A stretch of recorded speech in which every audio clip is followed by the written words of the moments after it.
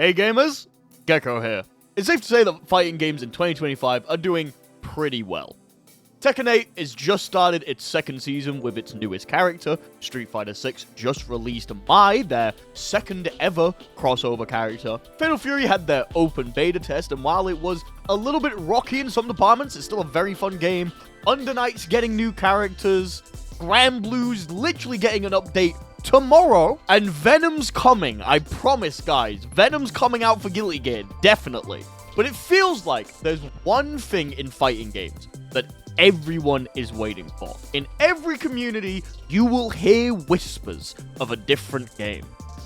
One game that is set to truly unite everyone, if only for a little bit. I'm, of course, talking about 2XKO. They should have just kept calling it Project L. Like, they should have. Now, the news on 2XKO has been a little bit light recently.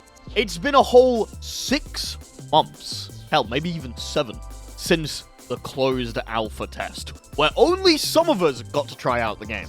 Remember, not everyone could get into the closed alpha test. Most of my friends couldn't play because they're not from the UK, and for some reason, just half of the European countries weren't allowed. It was more than half. It was like fucking 6/8 of the European countries. Oh, 6/8, that's 3/4. Shut up. I made a statistic on the spot.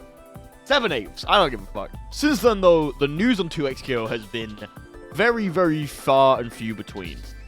Feels like every major event that has to do with either the Cannon Brothers or Riot Games, everyone's expecting some 2XKO news. Oh, surely at the Arcane event, we'll get some 2XKO news. And granted, we did. We got another base character added to the roster, being Jinx.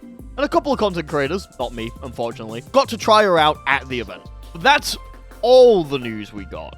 It was just the Jinx trailer. There is seemingly another confirmation about a playtest coming, because it says playtest Jinx in 2025. However, it's nothing concrete. But that's not the reason I'm worried. Let's be real, we can all tell at this point that 2XKO was announced way too early. If you look at the other projects that were announced alongside 2XKO, not only have all of them since released, one of them died. One of them has gone through its entire lifespan, and the other one is Valorant. It's safe to say that 2XKO might have been showed off a little bit too early. Obviously, it seems like the development has changed quite a lot since we initially saw it.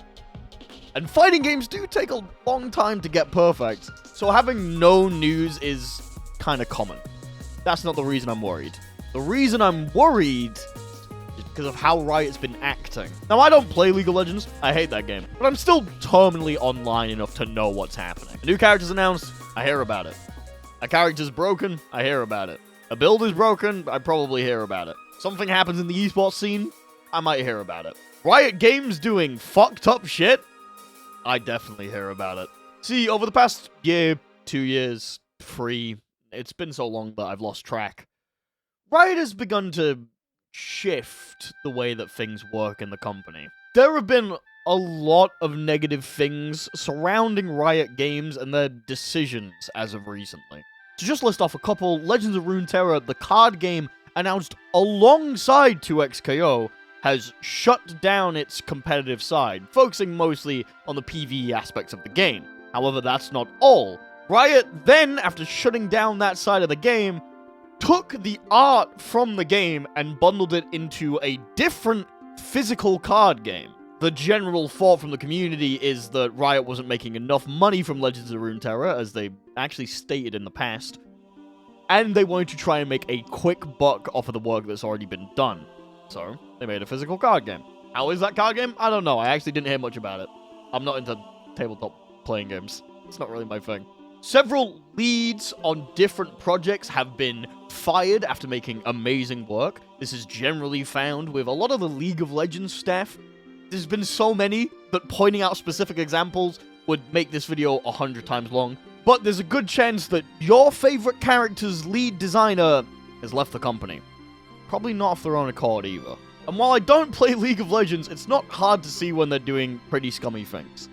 League has been releasing a lot of extremely expensive skins under the guise of them being unique and hard to obtain. Most infamous one of this is the Faker Ahri League of Legends skin. It costs around $200. and it has a signed portrait with Faker's signature on it. Faker apparently doesn't even use that skin, which has nothing to do with Riot being shitty. I just think it's funny. Alongside this, they've added battle passes and gacha elements to League of Legends, with the one making the biggest waves being the Arcane Jinx revamp skin. I don't remember the name of it. I just know it as the gacha skin, which was a new Exalted skin, with the gimmick being that you could switch between 3 different skins on the fly. There are legendary skins that already do this, as well as do it better. And finally, the most recent one that people are up in arms about, the free Hextech chests are being removed from the game because players aren't spending enough money.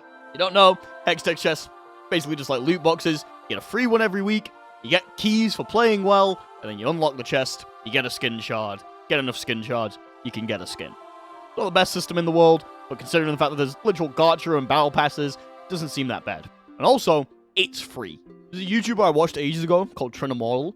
He made a series called Beating League of Legends, and he ended up not paying for most of the skins because he had so many skin shards that anytime a new skin came out, he just re-rolled 3 of them and it gave him the new skin. Like, people were able to get a lot of good out of this system, and Riot hated it because, well, it affected their bottom line. I personally, when I used to play, actually got a legendary skin from this. I got Elementalist Lux, which was, at the time, the most valued skin in the game. I got it for completely free, so it was a decent system. And now it's gone. As well as the free stuff from Honor. And if you don't know what the Honor system is, if you're a nice person, people condemn you, you don't get reported, you go up in Honor. The higher Honor you are, the better rewards you got once the season ended. It was basically a small incentive to not be a dickhead, which in League of Legends, best system that you could add. And those free benefits are now also gone. So, what does this mean? Well, I'm no business expert. In fact, I hate business. I technically run my own, and I run it terribly. But I have some theories on why Riot's doing all of this. The biggest one is money. What I imagine happened is that during the pandemic, sales of everything to do with League of Legends went up, kind of like with most online games. When people are locked in their house and not able to do anything, a free video game is pretty incentivizing. You can see this effect happening in a bunch of different games. Final Fantasy XIV, my beloved, is having a bit of a knock-on effect with it in its newest expansion. And while people are blaming it on a lot of different things, it could just genuinely be that life is back to normal now, at least for most people.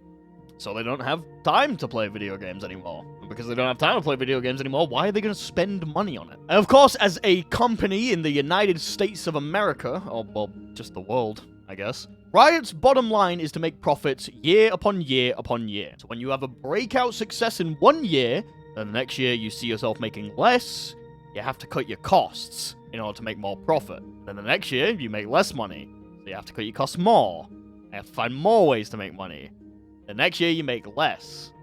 I think this compounding effect of the live service industry not doing as well because people are back outside living normal lives made Riot take the mask off a little bit and show their true greedy nature. It would be nice if people could stop them. I know every single one of the things I've talked about has had massive backlash. That's why I've learned about them. But unfortunately, being nice doesn't get you more money. Selling $250 skins, that'll get you more money. But why does that make me worried about 2xKR? Well, let's look back at Legends of Runeterra a little bit. Legend of Runeterra was an online trading card game with a few small ways of monetization. All of the cards were free. You couldn't buy booster packs. This isn't Hearthstone. You wanted a card, you played a little bit, you got like this essence thing, and you were able to trade in one or a couple of those into any specific card you wanted. This means that the more you played, the more decks you had, and the more decks you had, the more fun it was to play. Kind of compounded over time. It also meant when a new card pack came out, you didn't have to just keep fucking opening things. You could just buy the cards you wanted, and then make the deck around that. It's a pretty good system for a card game, but the monetization options weren't that interesting. There were skins for cards, but they only really played an animation when they transformed. There was table skins, which showed a different side of your arena, which were pretty cool, but not everyone's going to buy those. Little minions you could play with, again, kind of cool. Not everyone wants those, though. And because of the general free nature of the game, it didn't make a lot of money. It probably made fucking gangbusters compared to anything in the fighting game scene, though. Even though despite that, Riot basically shut the project down. They said that it was too much money for not enough payout. Because of that, it's over. So now you're beginning to see my worry, right? Legend of Runeterra came out, had its whole life cycle, and then died because it wasn't making enough money. Since 2XKO has been announced as Project L, it has generated a whopping, magnificent, absolutely eye-watering $0 of revenue. Literally nothing. Now, back when the project was first announced, I'm sure that Riot probably didn't care that much. They made an entire game studio where they sold actual games. That's been shut down too, by the way. So I'm worried that some of the higher ups at Riot Games are looking for things to put on the chopping block to get rid of. And I'm really worried that 2XKO, not that it's going to get chopped, I'm more worried it's going to lose a limb. Let's be real, most fighting games don't have good monetization systems. Even the ones that are going into like stingier methods generally give rewards that most players don't give that much of a fuck about. Tekken 8 is probably the worst I've seen for this, having a battle pass with customization options, which was a big part of the older Tekken games. That bit has basically been chopped off and then put into a paid service. But even then, there's Tekken players who don't engage with that system at all, and the ones who just engage with it will probably just go to the older games. Even then, it's not that mad customizable. You can't change Clive Rosfield's hair. Like, Street Fighter 6 is another one. It also has a battle pass, but that battle pass fucking sucks. Street Fighter 6 has had so many crossovers since the game has been announced, and all of them suck.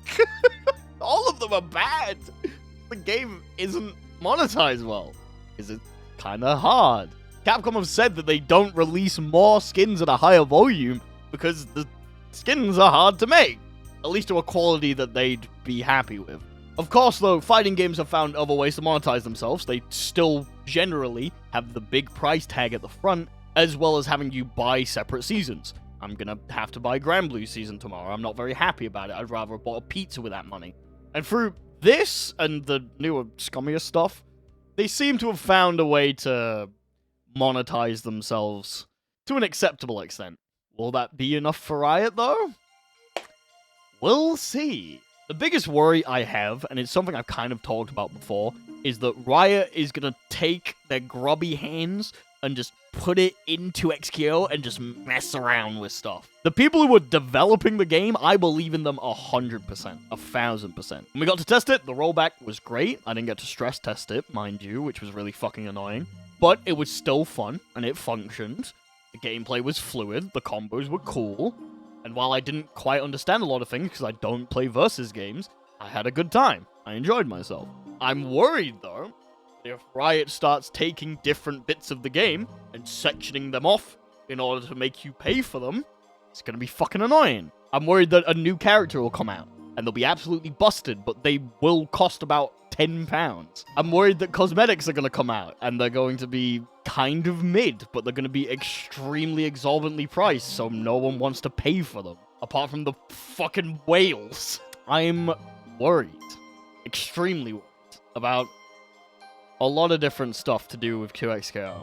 I hope the next time we see it, we get some kind of announcement of when it's coming out, just so I know that the project isn't in jeopardy. Riot's cutting so much shit that I'm worried that a really cool game that could introduce new people to the scene, as well as just give a bunch of people entertainment in a way that they don't find in Riot's other titles, is just gonna die. And it scares me a little bit. I really hope 2XKO is doing well. I hope the developers are fine. I swear to God, if people are making you crunch, I'll fucking crunch their fucking kneecaps off. Go right there and bite that shit, shatter it. I hope the game comes out, and I hope the monetization is fair. I don't want shitty monetization. I hope the game lasts a while. Having a big fighting game from a new developer is cool and awesome. Could really shake a couple things up. Also, we haven't had a fucking versus game in forever. What are we gonna play? Nen Impact? I don't know shit about Hunter x Hunter. So yeah, those are my worries. My reasons behind worrying, and the dread I feel thinking about it all. Let me know how you feel about 2XKO in the comments below, if you're worried that things could get a little bit bad, or if I'm just being over dramatic and things are gonna be fine. Also, I'm streaming right now. We're gonna be playing Guilty Gear 2. I want to make a video on it next week, so I thought I might as well stream the whole thing and see what the game's actually like. So yeah, I hope you can come to that. I hope you enjoyed this video. Be sure to like, comment, and subscribe, because that helps the analytics up. I will try and get 3 videos out this week. I've failed for the past couple of weeks, but in my defense, there's been a lot of fighting game shit going on. Thank you all for watching. See you all later. Bye-bye.